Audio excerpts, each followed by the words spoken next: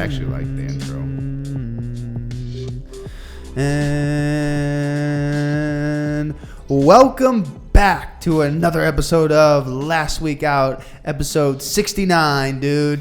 Dinner for two, everybody eats, bro. That's what I'm saying, 25. dude. Sorry, episode 25, my bad. 25, and we're still alive, dude. We're killing it right now, man. So, if you like that little lo-fi instrumental banger we play as the intro, you already know where to find that. Devin Hancock on Instagram, and look at all the cool shit he's up to constantly, dude. And, I've been doing something special for my lower members of the matriarchy, right? For my children, for my people, dude, for my deckhands. And you know what? I'm a little upset right now because no one's been utilizing the promo code Last Week Out at the Butt Out eCigs website. And like I said, Walter did. Oh, yeah, Walter did. Walter Hollander, shout out to Walter. you, dude, for listening to the podcast and utilizing the promo code and supporting us, dude. You don't realize how much it helps, dude. So, listen, if you're listening to this, more than likely you vape. Probably true. Probably true. You're probably 100%. you probably vape. You're probably sober. You probably vape, or maybe you're not sober and you still vape, dude. Either way, you're vaping and you're spending hundreds until thousands and thousands and millions of dollars a month on vape equipment.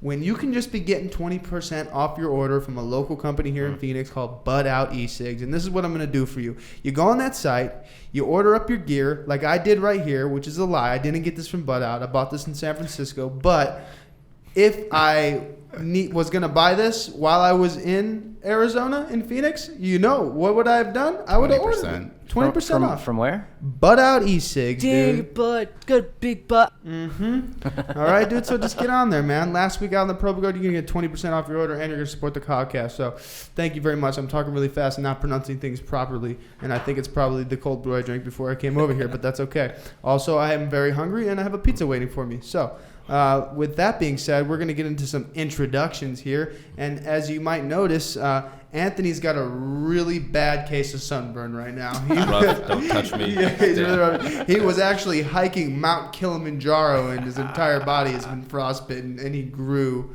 a lot of hair really, really fast. Actually, just kidding. We got a guest host because Papito himself is actually a papito now, dude. He had a kid, dude. So congratulations to Anthony, dude. Woo! Woo! He's a dad. And let me tell you, dude, you know how sometimes babies are fucking ugly?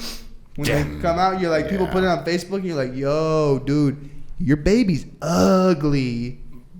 My nephew had a 10-year-old head on a 10-day-old person body. It was rough until he grew into it. It's good now, but it was rough. So yeah, he just had a kid, and guess what? It's KO. It came out looking like a stud, dude, and got a hog just like his daddy. You pedophile fuck.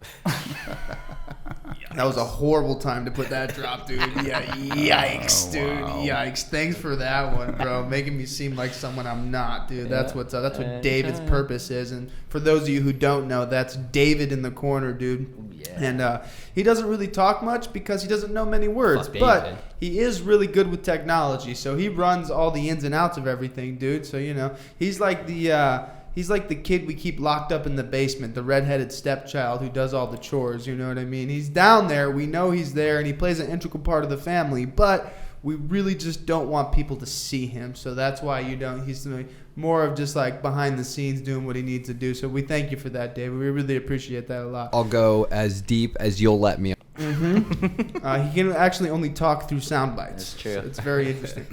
So we have a special guest host and a special guest tonight, guys. So, with Anthony having a child and being busy, dude, doing that thing that you do when you have a child because his child is like 72 hours old. So he's over there just being a dad, I guess. I don't know what that looks like or what that means.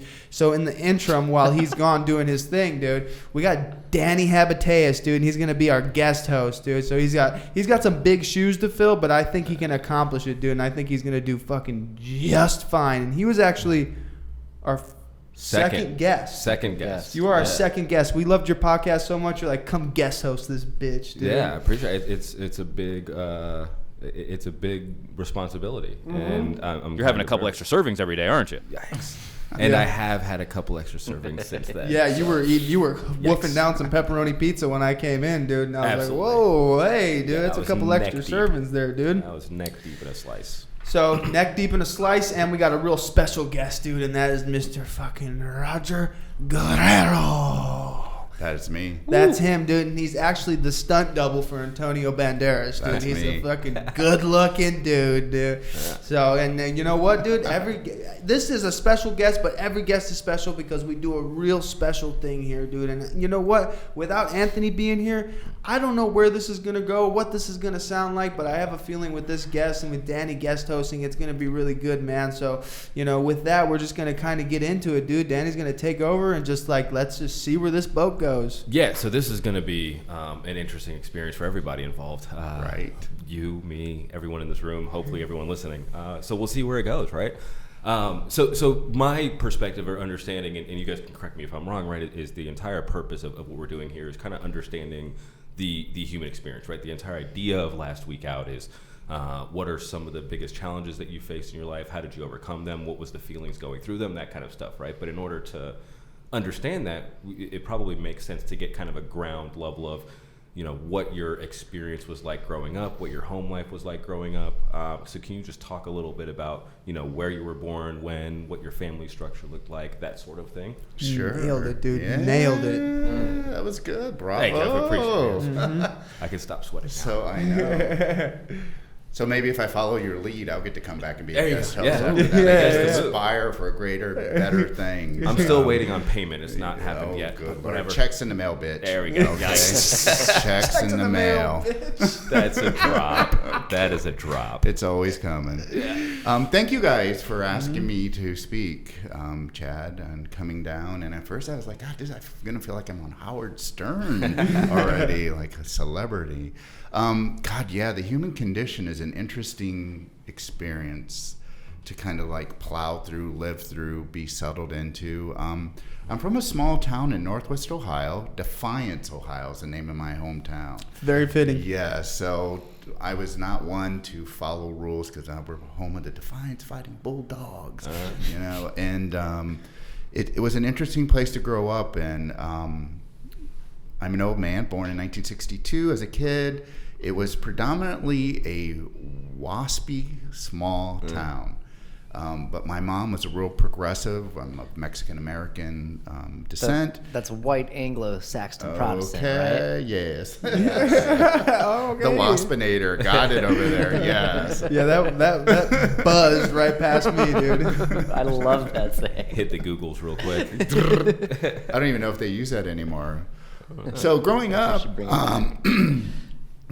my mom was real progressive. She refused to live in the little Latino ghetto of Defiance, Ohio. We lived in a different section. My dad made pretty good money. So I was only a little brown kid growing up in predominantly a little like white town. And so really the first time I felt oddly different was when like a bunch of kids in the 4th grade came up to me and said, "Do you know you're colored?" You know? And the first thing I come back to is like, well, you know, there's white crayons in the crayon box. Aren't you colored too? I mean, everything's colored. So, you know, and that's where I felt different. And difference is really probably the unique part of my story. And so as that kid growing up in Defiance, Ohio, I learned that you had to get along, had to kind of acclimate in order to kind of survive the human condition, because human beings can be fucking brutal. Yeah. You know, Well, especially we can kids. be brutal. Kids and their parents. Yeah. You know, and so growing up, I learned that if I played sports, got along, I could like settle in and assimilate and get along. And so I did. I was actually pretty popular. I was class president. You know, I played football. I wrestled. I played varsity tennis, and pretty much everybody liked me. Were you an only child? Did you have other family? No, I had 2 older brothers, Yeah. 2 older sisters, mom and dad. How much older? God, I'm the baby. Yeah. So my oldest brother, I think, is 65, and so it's like 1, 2, 3. Then there's a 2-year gap, and then my sister, who's still a bit older, and then a 2-year gap between us. So, you know, we were pretty much like a working family. My mom worked, but we all had chores, and we all had things to do, and you know, I got a sense of family, and we were Catholic, and at one time I wanted to be a priest, and and I was really into God at one time. Yeah. I think I just liked the pomp, and I liked the dresses, and I liked the crowns and the jewels of the church. Yeah. That's fair. Not knowing what was going on. And The pageantry. The pageantry, yes. Yeah, absolutely. Little did I know that the bishops and the priests were really just wannabe drag queens, wearing all that shit and really having some closeness to God. And growing up in Defiance, Ohio, it was a good childhood, actually, until my parents got divorced because my dad was a raging alcoholic. And, How old were you when this happened? 12. Okay. So this is right in your primary formative Because everything was gay The when we were big years. 12. Right? That's right.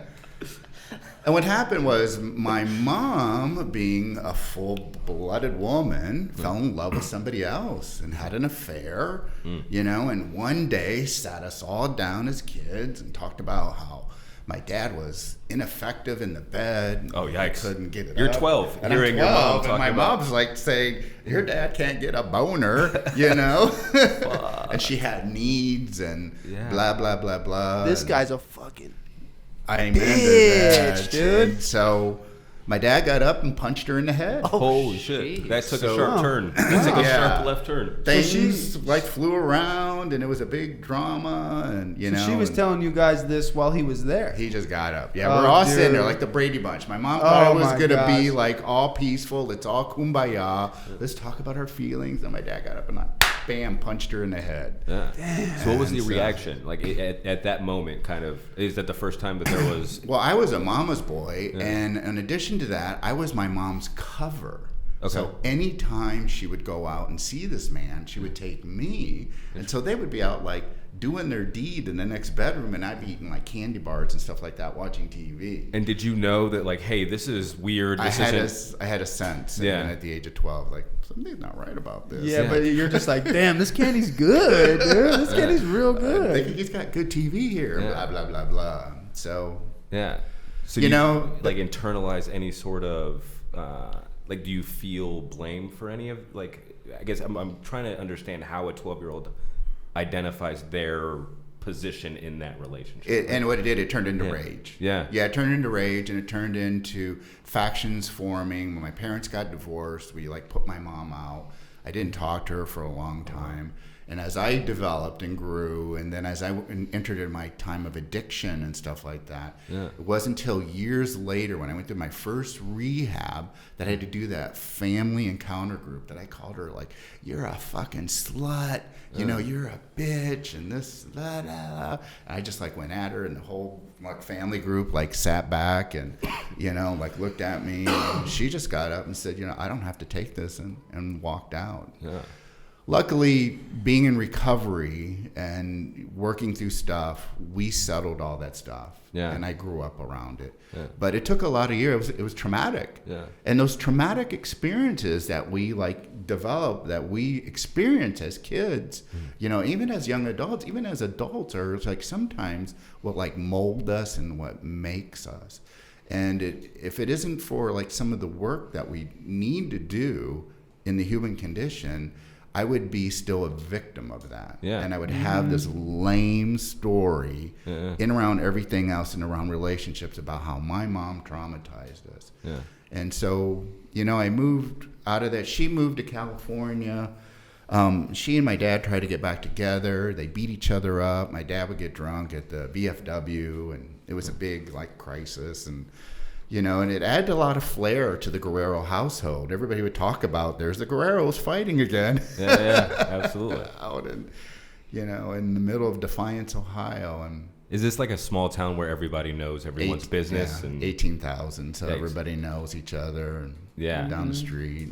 Yikes, that's rough. The Defiance Crescent News is there, and you're printing out the Guerreros are getting divorced, and they're fighting again. Yeah. Big scene on 841 Washington. But it was an interesting childhood. And it was a good childhood, too, in the same sense. I mean, you could ride your Schwinn bike around Defiance, Ohio, and, and be free. And Yeah. And did you have a strained relationship with your father or your other siblings very at all? much or- so. Very much so. My older brothers were gone, Yeah. too, so it was just me. And then what happened was I became a latchkey kid, as my dad was drunk all the time. So I had to take care of myself. myself. Yeah. He even taught me how to drive the car so that I could go pick him up at the bar.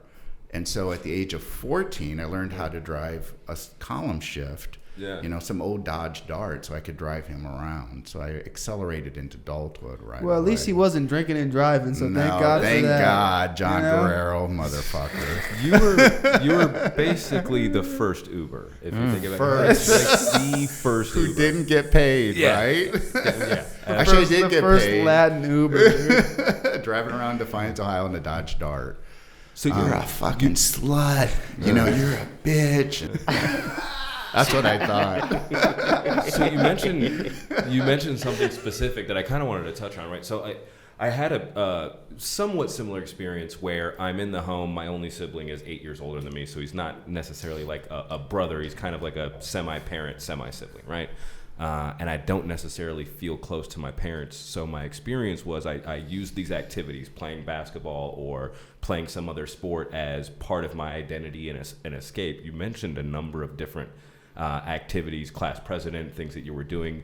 Did you feel kind of like that was a portion of your identity, or what I guess drove that need to be popular and be involved? I very much knew that if I didn't do this, I wouldn't be complete. Yeah. So I had to do that. I had to play sports, and I had to get along because I didn't know who I was. Mm-hmm. And then in addition to that, I started coming into like, oh, I think I like boys. Yeah. You know, and then in addition, you know, to like being isolated and having to like develop my own life, now I had to struggle with this whole kind of different element of like the human condition of like, who am I as a man and what do I do? And this is like 1977. Yeah. Where, you know, there wasn't anything on TV and everybody was closeted, and so you had to keep quiet about it. So in addition, when I played football, it like developed my masculinity. It like made me like, okay, you're okay, man. Now you can hang out with the boys and do this other kind of stuff, and maybe you can suppress this kind of stuff. Yeah. And then what happened is I actually ended up being pretty good at it, and I liked it. Yeah. And so people like me, and so blah, blah, blah, blah. There I was in the middle of all this. Yeah. Yeah, my experience, and I don't know if you relate to this at all, but it was like this. So I playing basketball was the first time that I felt, and this was freshman year of high school, where I felt other people accepting me, and finally I was like, okay, I can be comfortable being who I am, or this is where I belong, and this is the way I escape kind of that trauma, for lack of a better word, of being in this. I need to escape from dysfunctional- life. Yeah, that was it, right? So it sounds like you're saying that it's kind of like a similar experience, where Yes. this is a massive part of my identity, right? Yes. On the other hand of that, you mentioned that, okay, I'm kind of wrestling with this idea that maybe I like boys. What age is this happening at? I think around 12, Yeah. 10, about the same time that my parents are falling apart. And were you open about that at that time? Or was No. that okay? So there's this other part of your identity that you're kind of keeping Yeah. hidden from the world. What, I guess, take us through kind of what that experience is like, right? Like with sports, you're out there, right? It's public. But you know, trying to identify your sexuality seems like it's, hey, this is something that I'm keeping really close to the vest. Right. So I played the game. So Yeah. I had girlfriends, a lot of girlfriends, like hung out with them, tried to like drive down that dirt lane and make out with them, and, you know, feel them up and down. And, you know, go back and report to the boys, I made it to third base, dudes. When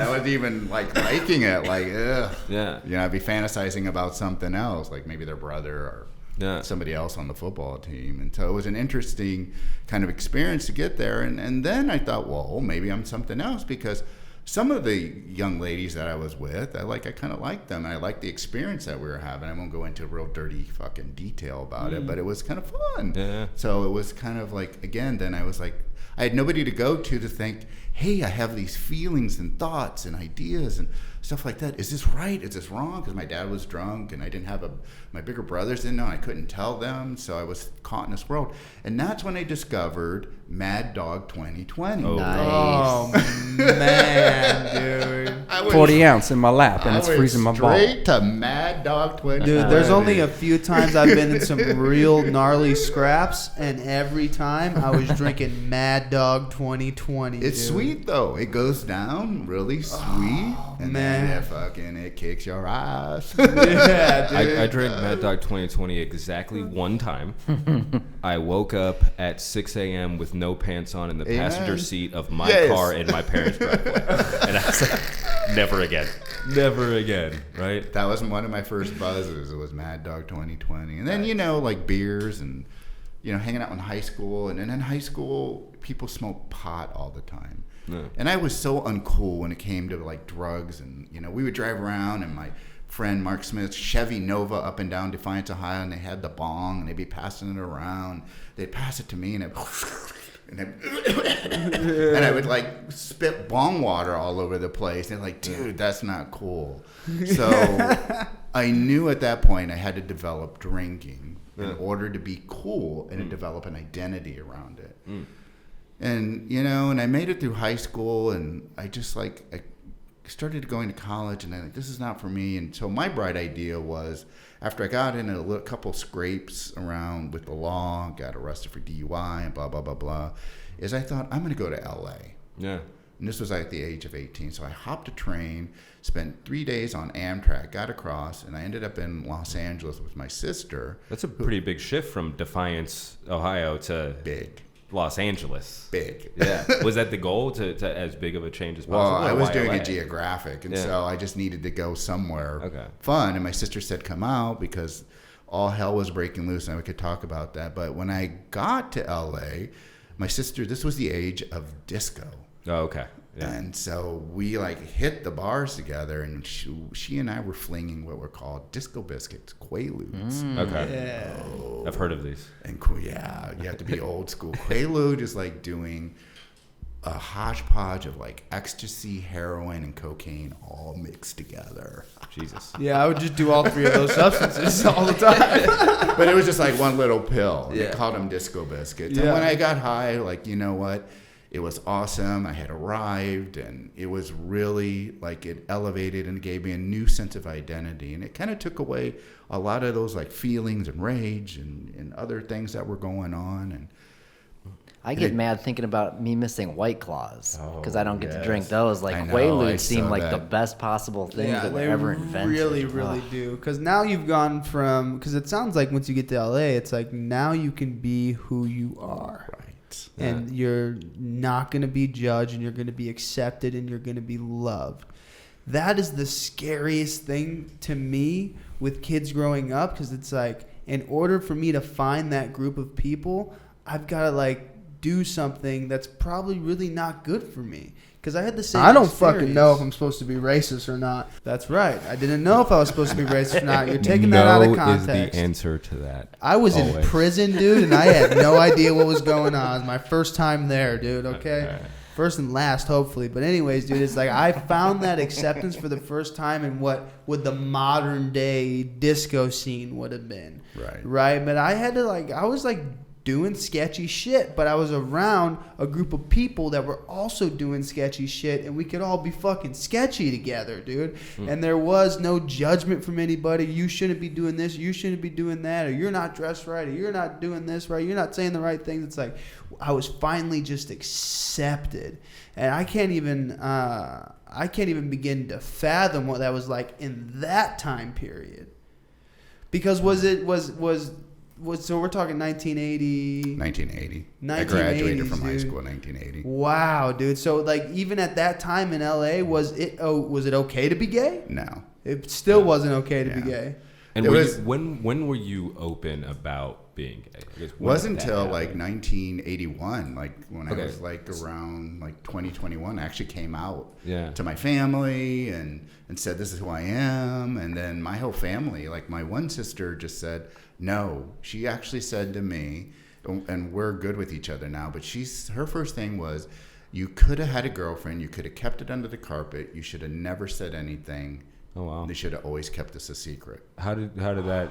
Like, wow. What was your reaction when she? And this was weird because she was in the garment industry, so all her friends were gay. She used to go to gay pride, and hang out. And I thought, okay, I thought she would be the most accepting. Yeah. And so she was the one who rejected it the most. Wow. That must have been kind of disorienting, right? For someone who seems like they're taking these actions where, okay, I can trust you, I can confide in you, I can rely on you, and it was another trauma I had to work through. Another notch in the trauma belt. To what you're talking about, too, is, okay, I arrived in L.A., they have West Hollywood, which is a little gay mecca. Mm-hmm. And I show up, and I'm, like, dressed in my best little outfit, and I go out to the bars, and I find that actually other gay men are just as mean and unaccepting as straight people. So you're caught in this world, because if you don't look the right way, if you're not the right weight, if you don't have chiseled this and chiseled that, you're like, no, we can't have you. Yeah. So I walk in, I'm like, hey, I'm here. And they're like, oh. Yeah. That's bar. That is so true, Next dude. bar. Because when I think about it, so I used to work out at this gym nearby here on 7th Avenue, and like right by the Melrose district, right? And they called it the gay gym. Yes. But dude, gay people are chiseled, and they work fucking hard, and they have the highest expectations. Right. It's nuts. Beauty's a high marker. Mm-hmm. Physical beauty is. Mm-hmm. And so interesting. And it contributed to kind of like my spiral. Yeah. And my journey and trying to find myself and finding who I was as an authentic human being. Who am I in all this hodgepodge of like scenarios and dramas and going on? And so what I found was hanging with sketchy people, hanging out, selling drugs that I could be accepted, and hang out and make money and just do it. But what happened to me was I always ended up with brushes with the law. Like I'd always end up in some reason behind in the backseat of LA County Sheriff or LAPD, going through another little run. And one of the worst experiences I ever had was when I was 22 and I got arrested and I got shot. I used to have this holding cell in LA County Jail, which is one of the roughest county jails. I think Cook County and then in New York are the other rough county jails that you've been into. And I got shot in, and there I am in this big holding cell with Soreños, Norteños, Crips, Bloods, all these crazy people. I'm like, fuck, how did I end up in here? I'm just like supposedly this nice Latino Catholic boy from Northwest Ohio. And I'm like, phew. How long were you in there for? God, I was in and out many, many times. First was like overnight, then it turned to 2 days, and then it turned into a week, and then I had 6 months and 9 months. I spent my whole 20s cleaning every freeway in Southern California, either Orange County, Riverside County, or LA County, just running in. But none of that ever stopped me because I was back into, this wild search for my authentic self, and still living into the trauma and, and the fucked up thinking. Because the only thing I could think about was like, it was the rest of the world's fault. It wasn't my fault. I was like a victim, and I was a little bitch. And that's perfect right there. Stopping with "I'm a little bitch." We're gonna go to break. We're at the half-hour mark. Thank you. Well, okay. Wait, what? What did we do wrong? Thanks for the heads up, dude. Oh, I thought you were we're giving us not? the flash, dude. Are we still on camera? You think Chad hasn't done fucking Chaz, 24 dude. episodes? What? Yet? Come on, I thought you signaled me, No, bro. I'm sorry. no single. I thought you gave me this. That's fucking gay.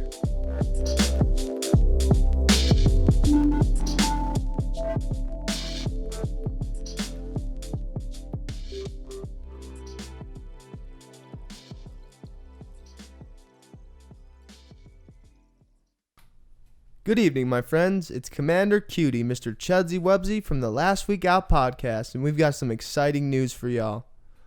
Over here at the Last Week Out podcast, we are produced by Slack Media, and they have a special promotion going on right now. If you are a two-legged Homo sapien or a millennial who just had a meaningful conversation and have the urge to put it on the internet, we're just the people for the job. We record, edit, and update and post. Update and post? What the fuck is update? Why did I say update? You can update stuff. I guess you can update stuff. Listen, dude, you want to fucking do a podcast? Guess what? We're the ones that can do it for you. We can edit, mix, master, and produce the whole thing, and we can help you figure out, do you know what an RSS feed is? Because I sure didn't when I started this, but because of Slack Media, now I do. So if you have a podcast and you want to get it started and you want to skip all the difficult stuff, go ahead and email slackmediallc@gmail.com, god damn it, dude. Or you can slide in our DMs at the last week out on Instagram. Get on in there. Love you. Bye.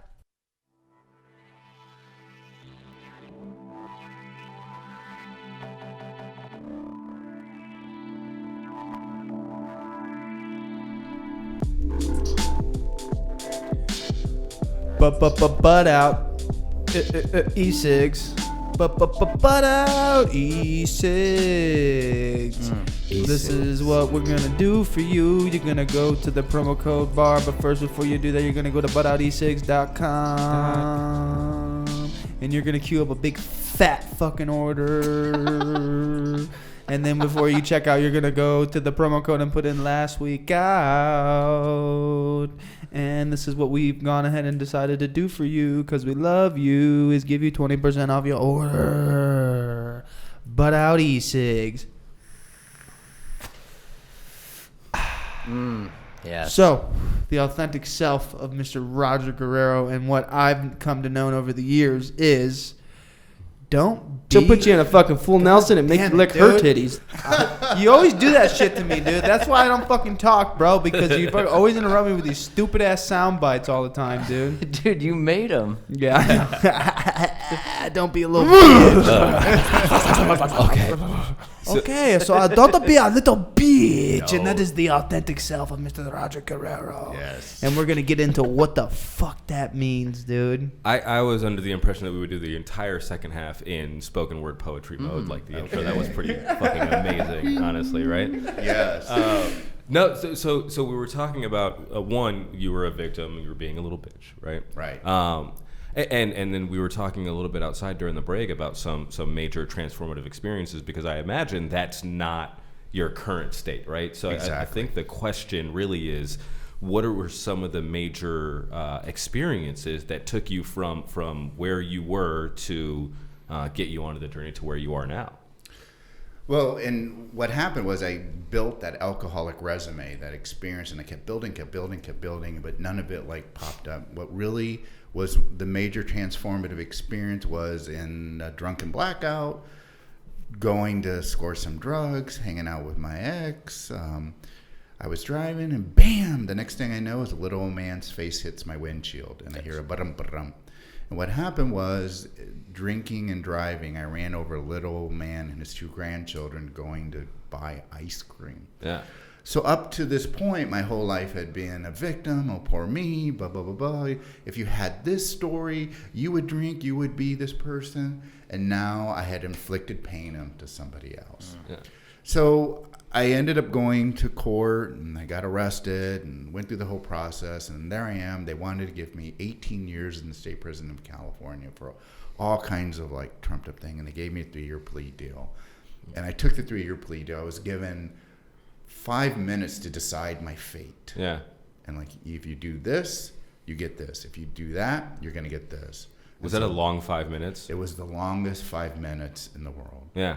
It wasn't sexual, it wasn't arousing, it was traumatic. Yeah, I bet. And so I took the 3-year plea deal, and then I entered my next chapter of life, was where I ended up going to the California State Prison, where in LA County, they make you, this is the most profound experience, catch the chain. That's where they chain you together with your ankles and your hips like this, together with 6 other guys. And you have to shuffle together, and you get on this bus. And I'm on this bus. It's an old school bus with a mesh screen all around it. And I'm going to prison for 3 years. And I remember looking out, and people are going to like soccer practice or going to places, and their life is just going on. Yeah. I'm like, what fucking happened? Yeah. Like, how did I get here? How did I get here? Yeah. And so I got shot into the state prison, and there I am. I'm hanging out with the Sureños, Norteños, and the Latinos, because the prison systems are very racist. You either have to hang out with, if you're white, with white, black with black, Mexican with Mexican. Should I and be then, racist? you know, Yeah, and that's where that drop came from. The I whole don't know if I'm system. supposed to be racist or not.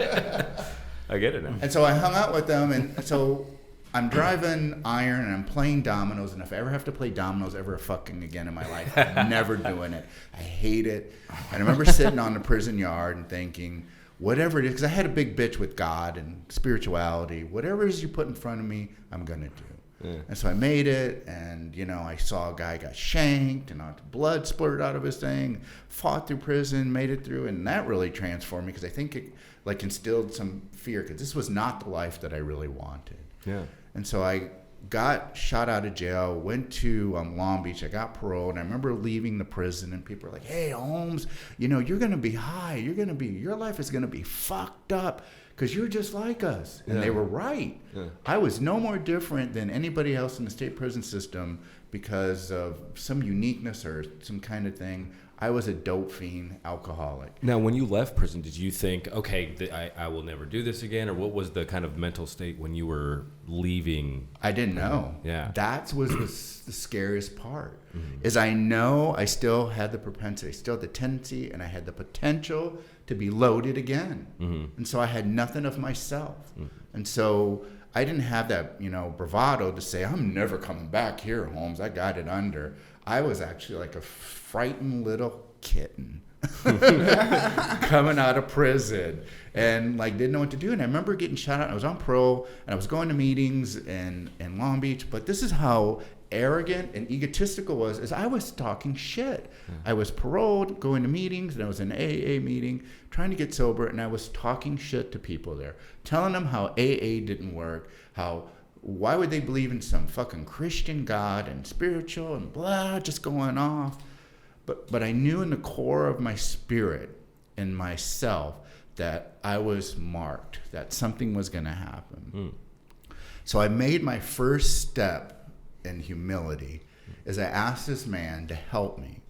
And, you know, I remember, and I went over and I tapped him on the shoulder and I said, you know, hey, Jerry, do you think you could like help me like do this thing called the steps and be my sponsor? And he did this thing where, you know, people in AA and recovery, they spin on their back heels and they look you up and down. And he said, you know what? Yeah, Roger, you know, I've seen you and I've listened to you. And this is what we're going to do. You're going to show up at the Long Beach Pier. You're going to be there at 10 o'clock. You're going to buy a big book. You're going to get a dictionary because I'm going to take you through the steps and I'm going to show you how to be a different man because people like you don't know what you're fucking doing and don't know shit. Yeah, that's pretty direct. And I said, well, you can't talk to me like that. I'm kind of sensitive, you know? And then he said, well, and I understand you're a fucking prison bitch, so you're just going to need to get over that. Wow. And this is how this man was, because what happened was I knew how to be manipulative. I knew how to skate around, and I knew how to maneuver people. I didn't know how to really be a man. And so what happened was, as I went through that journey, the transformative of being in prison, of looking back, this is where I don't want to go to, was obvious. It was an obvious picture. And so I had to step down from my egotistical self and really think I had to take direction from another man. I didn't like it. Yeah. I didn't often agree with it. Like sometimes, I remember in that early sobriety, the best job I could do was bussing tables. Yeah. And I had earlier like had it going on, and now I'm bussing tables at a Mexican restaurant, picking up chips and drinks and like fucking hating people. And I would call, this is the days where you had to go out and call on a payphone and call my sponsor and say, you know, fuck this and my life and I deserve better. And he would tell me stuff like, you need to shut your mouth, go back in that restaurant, clean that table, be nice, say yes, sir, say no, sir, say thank you. Yeah. And so today in my life, it's interesting how these experiences have shifted everything. If I would have been that little bitch man who was maneuvered through life and somehow created some kind of like conversation with you and try to get you to believe this is why I need to be this way, I would have, but I didn't. Instead, I took his direction, and we would do stuff, and you know, he would have me into the fellowship, and I would be cleaning people's houses, and I would be doing service work. And slowly what happened was my life slowly started changing because I started to see that some of the truths that I believed were not truths. What do you mean? Like, is there an example you can? Like I'm a victim. Yeah. You know, like for reasons of being Latino or being discriminated against, I have a right to be this way. Or by being a gay male in the early 80s, I'm a victim of this. Or, you know, my parents didn't do that. Or the biggest thing that really in the process was my relationship with my dad and my parents. And now when I work with people, one of the most important things that I have them do is work out the relationships with their parents. Short of child abuse, like if your mom and dad just weren't good parents, who fucking cares? You know, they did the best job that they could do. So you need to get off your fucking stick and get right with your parents. You know, and sometimes it's hard. It was hard because, you know, obviously my parents did some bad stuff and they were just ineffective human beings. So who am I to judge? And as I grew up and, you know, grew up as a man, I got to see my dad who he was, and I got to have a level of compassion for him. Was there a time where, I don't know when this happened for me, but I remember there being a major shift when I realized that my parents were just regular people that had a kid, and I happened to be that kid. Amen. Right? Do you remember, like, was there a time, is that the transformation that you had that allowed you to develop a better relationship with them? Or what was the thing that allowed you to say, hey, this is something that I could heal in my life? It was actually after I did some step work. And I was directed by a man who sponsored me in recovery to go out. He said, you're going to buy this ticket. You're going to fly back to Ohio. You're going to meet with your dad. You're going to take him out. Interesting. And you're going to forgive him. I'm like, I didn't want to, but I did it. And I went. And this was the interesting experience as I flew back to Defiance, Ohio. And I got my dad out of the nursing home. And I was waiting for this like experience where he was going to say, oh, mijo, I'm sorry I didn't do this and I wasn't a better father. My dad had me drive him to Kistner's Bar in Defiance, Ohio. Still having you drive him to the bar. Still like a 14-year-old boy. This was my experience with him. There was like, I was supposed to have this like epiphany, this thing where, you know, where my, you know, tits were supposed to stand up and be big and I'm supposed to be all excited. God, this is where I could run back and tell everybody in sobriety, you know, this is what's going to happen to you if you do this. What happened to me was nothing. My dad did the same thing. But what I didn't realize was something did happen. Was while I was sitting in that bar, I got to look at him and my heart just got heavy. And I got to see him as a man who loved a woman who betrayed him, a man who didn't make things. And I never asked him, like, hey, Dad, what did you want to do? Did you have aspirations? Did you want to be a guitar player? I never knew what he wanted to do because I had this thought in my mind of what he should be. And at some point, this is where it shifted for me. Like I stopped looking at people and putting them in boxes and stuff like that and realized I ran through life without enough information. We never had that discussion. He ended up passing on from his own alcoholism that I never got to, but I got to have that experience with my mother. Interesting. What was that like? Oh, it was wonderful. I got to ask her, what did you want to be? Yeah. My mom wanted to be a Dr. Pepper model. She actually was a very beautiful woman. She looked like Sophia Loren. And as a woman, as a young girl, somebody came by. Back in the early days, Dr. Pepper used to have these beautiful, like, bathing suit women on them, and they were going to ask her to do that. But her father wouldn't let her do it, and long story short, so she had this, like, repressed anger, resentment against her father, and we got to talk about it. And we got to talk about, like, her relationship with my dad, and I got to see her. And one day at an IHOP in Las Vegas, I saw her as just another beautiful woman. Yeah, that's impressive because your guys' relationship was pretty strained for a while after that experience where your dad kind of reacted when she told you he couldn't get it up. My dad punched her in the head. Yeah. Well, we got to be like close to each other, and before she died, I used to call her every day. I used to send her money. We became the good son. And I transformed in my whole life. You know, I shifted from the black sheep, cock-sucking brother. Literally that's my brother, the felonious cocksucker. To somebody who had respect, who now my brothers look at me and love me Yeah. and respect me. But I would have never gotten to this place unless I had, in my journey, found, first of all, to be physically sober. Yeah. And in that journey, to do all the work, to do all the work, my hands fly everywhere, to do all the work behind it, to create the shift. Mm-hmm. And today, part of my amends to the people who I ran over is to help other people. So I'm committed. Yeah. So I sponsor a lot of people. So I help a lot of people, and not just within the frame of AA or the whole world. And that's why sometimes I talk to people like there's a lot of service work that can be done everywhere. Yeah. Whether you're helping cats at the animal shelter, or the homeless, and stuff like that. Yeah. And what I love about the whole process is that through it, you don't become somebody who's a victim, but you become empowered. Yeah. And in the empowerment is a beautiful place to be. Yeah, absolutely. And there's one thing, this is a hard segue, but you mentioned all over the world. I know before we came in and started recording, we were talking about David's going on a trip to Europe, backpacking through Europe essentially, and you were intimately familiar with Dubrovnik, I think it was. Yeah. What has this transformation allowed you to experience? I know for me, traveling is a very big thing, right? Seeing the world is a major thing. It sounds like you've been able to experience that. I'm just kind of curious what some of the life experiences you've been able to have are. Right? Does that make sense? Oh my God, they're fantastic. As a result of working in the industry I work in, and anytime someone says that, it makes me think they work in porn. black sheep, cocksucking brother.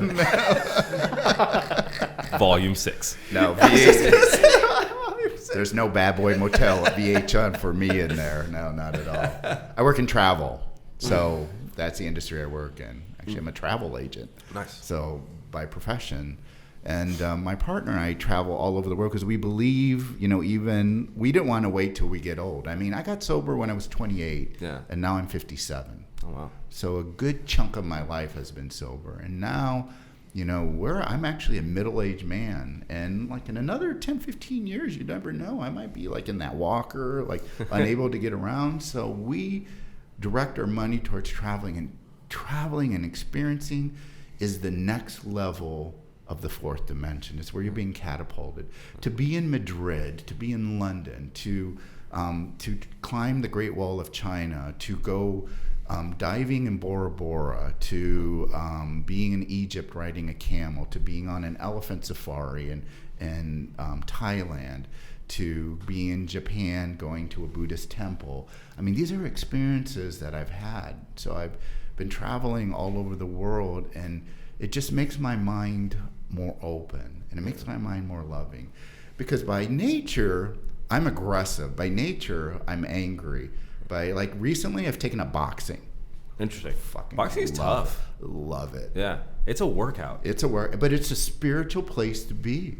And I've been dragging all my sponsees and other people down there. Like, you beat the shit out of your sponsees. I do. Bitch, show up at 8 o'clock in the morning. Put these things on because we're gonna fucking box. Yeah. We actually do it against a big bag. So did you pray? No.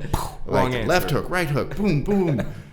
And part of it's spiritual because I think as human beings, most of us live in fear and anger, and some of us don't know how to process it. And so, hit that bag, fucking bam, bam. Yeah. And as I walk out, I just feel like this, freedom and this love for other people. And it's weird, but it's fun. Yeah. No, that's definitely interesting. All right. Yeah, boxing. Yeah, maybe I should. You want me to take you down there too? Are you afraid? I feel like you would a bitch? Fuck me up. I was actually like a frightened little kid. I went to a boxing class twice. Never went again. Why? No reason, just didn't go. I loved it. It was absolutely amazing. It was one of the hardest workouts I had ever had done. But then I just never went back. Oh. It was one of those things where it was a girl at the time. I'm always heavily influenced by women. The girl, dude. The girl. My current life is heavily influenced by that, and my diet and all kinds of crazy shit. But anyways. Yeah, you've lost a lot of weight, dude. Look good. Yeah, no, I look good. It's not because of anything I was trying to do. You know what I mean? It was I was highly motivated by something. But I went to And this I boxing wrote it class. hard. And I wrote it hard. I went to this boxing class at like 6 in the morning on a Friday once because of this one girl. She's like, yeah, I go boxing. And I'm like, I'm going to go boxing. And I went boxing. I got my ass kicked. By her? Dude. No. By the bag. Yeah. Fuck you up. By the bag. You hit the bag comes back at you. You don't Right. get out of the way. Guess what? Bam! Right in the kisser, dude. Yeah. And what I really like though about that is I have found that experience because what I have found recently in my life, and this is interesting, is I kind of got to a point where I had no hobbies. I had nothing that I did for myself. There was nothing fun that I could say that I did last weekend. Like I didn't go anywhere. I didn't do anything. I didn't like physically exert my mind or my body. Like I just kind of just, do my thing. And I go to meetings and I do this and I go to work and whatever, dude. So I recently started taking up rock climbing. And it has been the most spiritually transformative experience that I have ever had. Right on. To have that outlet, dude, because I feel like we get sober, right? And I know there's people that just don't understand the recovery jargon, but like we get sober and we do all this stuff within this program of recovery, right? And we make that our life. We make that our life, and for good reason, because it saves our lives and it gives us a life back. But for me, I found I got to a point where like that's all I did. That's all I did, and then I stopped doing it because I got so frustrated and so bored with it. And it's like, I get out of work, and it's like, I got to go to this meeting, I got to go to that meeting, I got to go meet up with this guy, I got to do this thing, be of service over here, go to this committee meeting. And I just got to a point where I was just like, oh, God, I don't want to do this anymore. Right? And this like almost like resentment started to build towards this idea of these 12 steps that saved my life. Right? This resentment starts to build, and I started to not do it, and I found myself slipping. Right? And it's wild to see and hear that other people have that same experience as that. And I know I've gotten really off track from what we were talking about, but in the terms of like the same experience with boxing, right? And finding that outlet for something healthy. Because once I started finding that outlet for me to express myself and like challenge myself, then for whatever reason I felt more motivated to get back into doing what it is we do in recovery. So now that I've gone off on a completely different tangent from whatever the fuck we were talking about, right? We were talking about you. What I want to know today is, what is Roger currently struggling with? What are some of the struggles going on in your life right now? Actually, my place in love. And it's a struggle. Gonna have to ask you to expand on that a little Yeah. Just a little bit. My partner and I have been together for 15 years. Whoa. Yeah. And so we've fallen into little old men together, friends. And so, like, what is my place? Where am I in this? How do we keep this alive? Do I love? Do I demand? How do I, fit into this spot? I could be promiscuous, I could be infidelitous, or how do I do that? And then also getting old is another struggle. Like, you may not understand it, but now, they're sending me AARP cards. Like, I'm a fucking old bitch on top of that. Fuck. How did that happen? My hair's getting gray, and I'm, really active. So, some of my young squatties are 20, I'm, climbing up Squaw Peak with them, and I'm having a heart attack, and I'm dying, but I'm not going to give up because I don't want these dumbasses beating me. Mm-hmm. But I have to realize at the end of the day, fuck, I'm getting old, and you may not think about it, but it's a struggle. Who am I? And what happened now is I got to a place, a couple years ago where I felt like I found myself in the journey, and there I am, and now here's a new chapter. Who am I in this loving relationship? Who am I as a man? Who am I as an old man? And I've kind of settled into being kind of the wise old sage helping all these people. But yeah, I don't want to be that. I want to be a freak sometimes. So what you're telling me, dude, is it never ends. Never. It never ends. There's no hope. Okay. No, there is hope. Just The hope is you get to take it on, face on, and move towards a problem. And you said something interesting, is if you apply the laws of physics, for every action there's a reaction. And if you live by that, every action you have, there's going to be a reaction. And I have to be mindful of that. So everything that I do, that I struggle with, that sometimes I've lived with a little bit of depression here and there. Like, what is this all about? And so I had to go out and find a new spiritual mentor. And this lady, Amy Powers, fucking Amy rocks. Amy fucking Powers. Amy Powers. Instead, I wanted to go and talk to her about, like, I'm not getting my dick sucked enough, and I'm not getting this, and he doesn't pay attention, and blah, blah, blah, blah. And she made me meditate. She made me be mindful. She made me get, like, right with energy. I'm like, what is all this fucking bohemian, fucking hippie shit going on?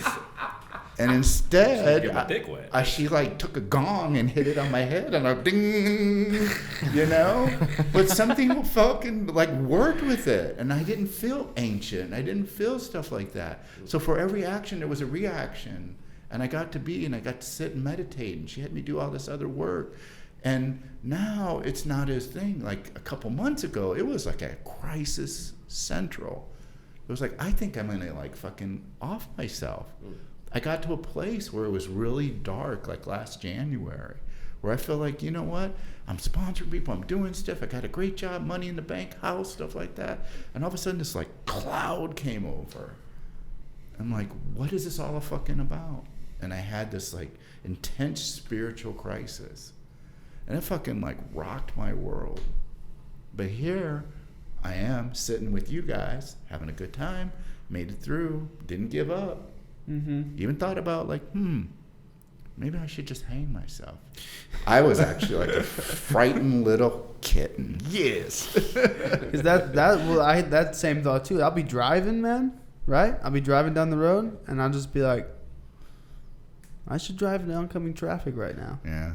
I wonder, is my truck big enough in order for me to pulverize someone else, or if I run into a semi? And these are the thoughts that I start to have. And what's wild to me is like, where did those thoughts come from, and why the fuck do they pop up in my head? It's such an involuntary thing that I have absolutely no control over. So you're not alone. Anytime I'm near a ledge, I consider what would happen if I jumped off, right? Like what would happen if I fell off, right?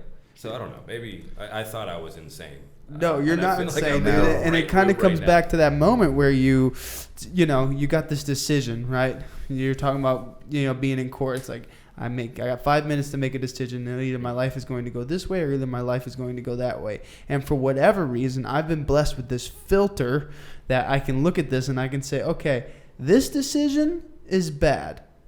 Because if I survive head-on collision, like, there's going to be bills to pay. People are going to be sad. Mom's going to be destroyed. Poor mom. I love you, mom. I know you love me. I'm not gonna drive my truck into oncoming traffic, okay? Or I can just continue driving, and I can go to my destination, and I can do what I'm supposed to do and be where I'm supposed to be. And that's a wild, like, I don't know, thought. It's a wild concept for me to think that, like, at any moment, right, if my human condition is in the wrong place at the wrong time, if I'm not right with who I am and my authentic self, I can make that split-second decision that can completely change my entire life for the worst. Or I can make that decision that's going to change my entire life for the better. Right. And what's really dope, dude. It was a rock star summary of this entire episode. Thank you so much. I appreciate that, man. What I really like about what you just said, dude, is it gives. First off, it tells me, with someone who has a quarter of the life experience that you have, right? Because I fall into this idea or this ethos of, I'm gonna get to that point where I no longer have to do work on myself in order to grow and be a better person. So thank you for ruining my dreams and aspirations, dude. That's an immature expectation of life. It really is, dude. Yes. No, so it reminds me, man. It's so helpful for me to sit here and say, okay, I don't got this figured out. But this is what I was taught, actually. Like fear, I invite it in now. This was a new lesson.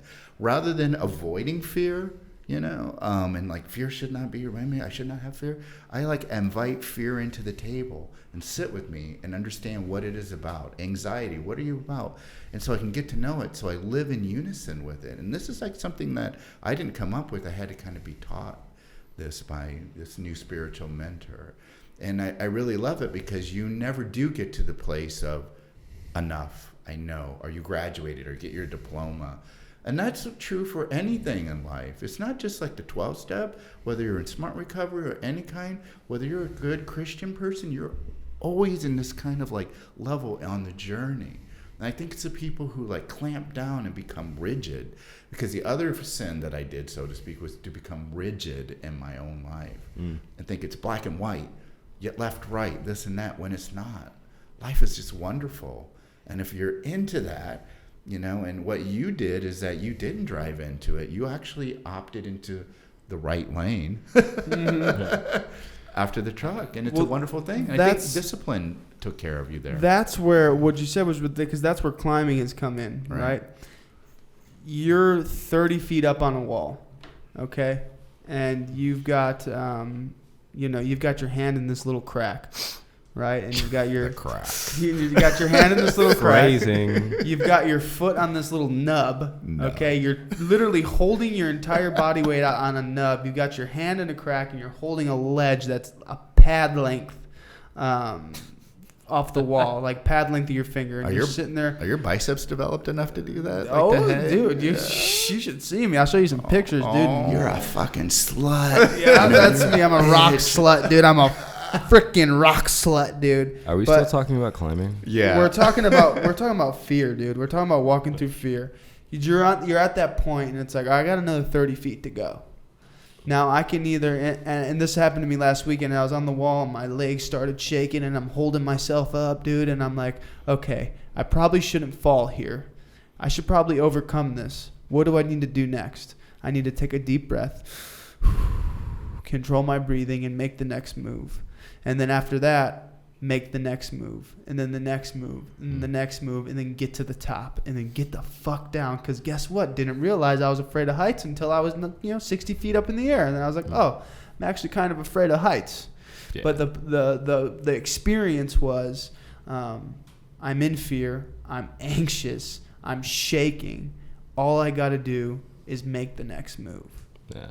And that's what I've heard during this entire podcast, dude. It's like fear, right? People are gonna judge. People are gonna be mean. They're gonna be rude. People fucking suck, And it's like, I just gotta make the next move to be a better person, and whatever that looks like. And sometimes we gotta make a lot of bad moves in order to become a good person. Right. Yeah.